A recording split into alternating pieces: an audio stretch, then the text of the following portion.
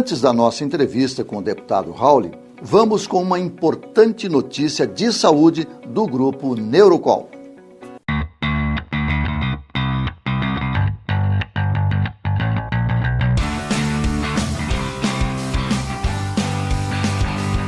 A endoscopia na cirurgia de coluna e a endoscopia na cirurgia de crânio nos permitiu chegar a espaços onde nós não chegávamos anteriormente, tendo uma visualização ampliada, super detalhada de pontos onde antes, com o microscópio cirúrgico, nós não conseguíamos alcançar. Por exemplo, na cirurgia de crânio, a endoscopia pode ser utilizada para terceiro ventriculostomia, tratamento de hidrocefalia, onde nós não precisaríamos de válvula, e também até na cirurgia de aneurisma, onde a gente poderia acessar espaços onde antes, com o microscópio, nós não conseguiríamos visualizar. Esse avanço que nós estamos conseguindo oferecer para os nossos pacientes atualmente. Em relação à coluna, a endoscopia para o tratamento de hérnia de disco através das cirurgias minimamente invasivas representou um avanço absurdo, onde nós podemos operar um paciente pela manhã e já à tarde dar alta para ele com toda a segurança e com um procedimento bastante eficaz e efetivo. O Grupo Neurocol se orgulha de oferecer ao paciente um atendimento diferenciado, com profissionalismo e muita segurança. Acesse neurocol.com.br.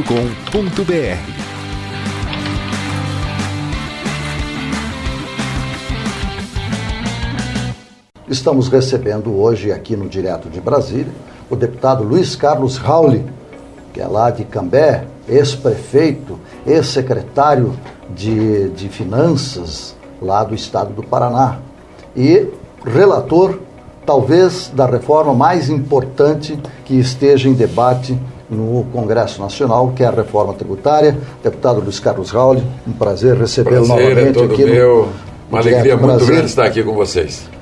Deputado, o senhor tem realmente andado pelo país inteiro, feito inúmeras, dezenas e quem sabe até centenas de reuniões públicas.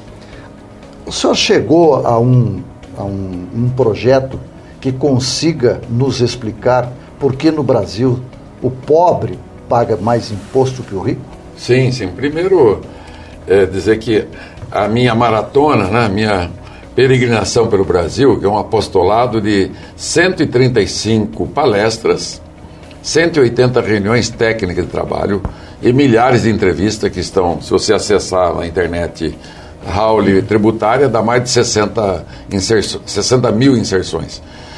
Eu, nessa andança, nesses últimos 30 anos que eu trabalho com a matéria, desde que fui secretário da Fazenda do Paraná, do governo Álvaro Dias, no século passado, depois voltei a ser secretário novamente do Beto Richa, 2011, 12 e 13, então eu fui 2 vezes secretário, e estou no meu 7º mandato de deputado federal, trabalhando sempre a temática economia, finanças, a questão tributária, o simples, o super simples, o MEI, que eu tive participação direta, fui o relator, né, dessas propostas, ou o autor também, né?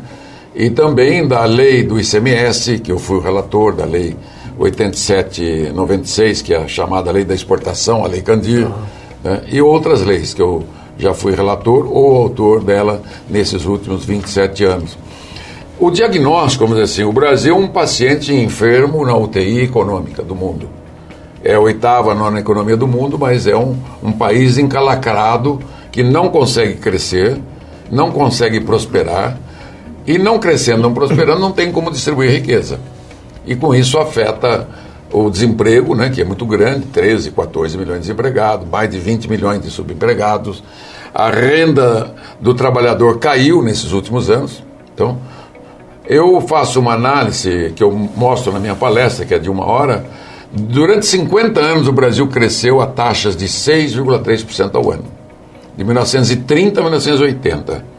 Nos últimos 4, 5 anos do governo militar, o Brasil de 80 cresceu 10%, 81 menos 4,5%, e nesse período 81, 82, 83, a recessão atingiu 8,7% negativa. Foi a maior recessão da história, o que ajudou a derrubar o regime militar no Brasil. Uma segunda recessão foi na do Collor, 90, 91, 92. de 7,7% negativo, o PIB.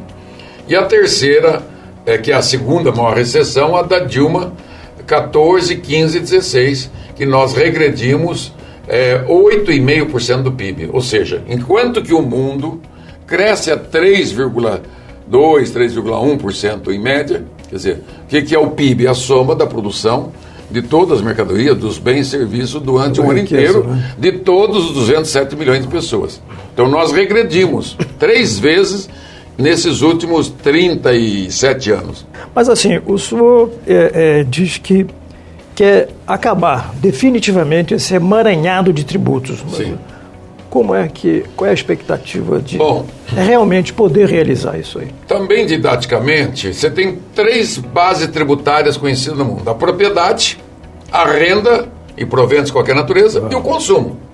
E tem a previdência, que ora sai da renda, ora sai do consumo. Quer dizer, todo tributo que você criar, aumentar, e seja na base de consumo, vai para o preço. Tá? Quanto mais você tributar a base de consumo, ICMS, ISS, IPI, PIS, COFINS, CID, tudo vai para o preço. O empresário não paga o imposto, quem paga somos o consumidor. Consumidores. Então, como a pirâmide brasileira, os que ganham menos consomem quase tudo no mercado, no açougue, na farmácia, ok? Na conta de luz, eles pagam no Brasil, quem ganha até 2 salários mínimos, 53,9% de impostos. O que ganha R$2.000.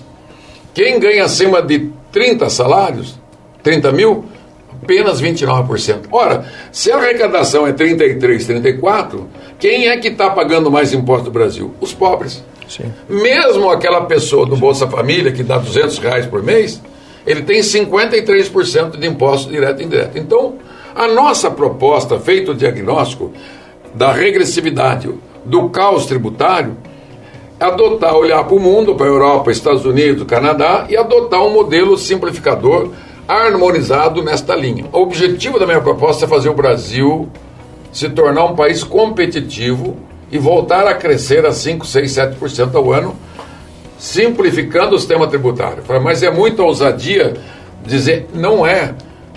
O sistema tributário, a reforma tributária representa metade do problema. A trabalhista era um problema, ela já está aprovada. Terceirização, teto de gastos, né? Previdência, não tem como passar, ela fica para frente. Mas a tributária, ela não tem a encrenca da Previdência, porque nessa andança eu já conversei com todos os partidos, da direita, esquerda, centro, empresários, trabalhadores, sindicalistas, auditores municipais, estaduais, federais, secretários de Fazenda, é fazer ou continuar com que o país seja um fracasso. Qual o empresário quer investir no Brasil hoje? São raros. Nem os nossos. Eu vou fazer um pequeno intervalo no nosso Direto de Brasília e depois vou pedir para o deputado Luiz Carlos Rauli, da Reforma Tributária, que nos explique por que o leão tem as suas garras tão afiadas com o trabalhador e a gente seguidamente está vendo, ouvindo, lendo que a empresa tal deve 1 bilhão e pouco, o outro deve 2 bilhões e pouco, o outro deve 1 milhão e pouco e ninguém desses grandões paga. Nós vamos fazer esse intervalo e já voltamos.